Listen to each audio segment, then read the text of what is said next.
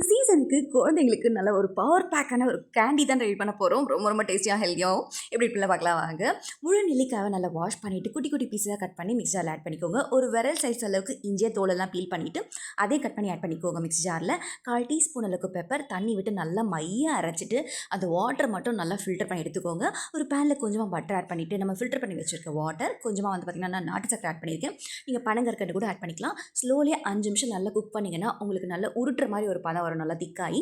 அந்த டைமில் case of பண்ணிவிட்டு நான் வந்து டார்க் சாக்லேட் வந்து கொஞ்சமாக ஆட் பண்ணியிருக்கேன்.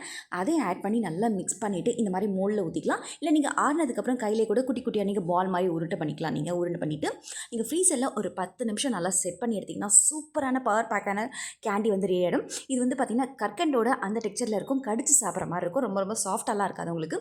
ரூம் டெம்பரேச்சர்லேயே ரொம்பவே கரையாமல் நல்லாயிருக்கும் உங்களுக்கு. ரொம்ப ரொம்ப டேஸ்டியாகவும் ஹெல்த்தியாகவும் இருக்கும். ட்ரை பண்ணி பாருங்கள். சுவைக்கான தேடல் தொடரட்டும்.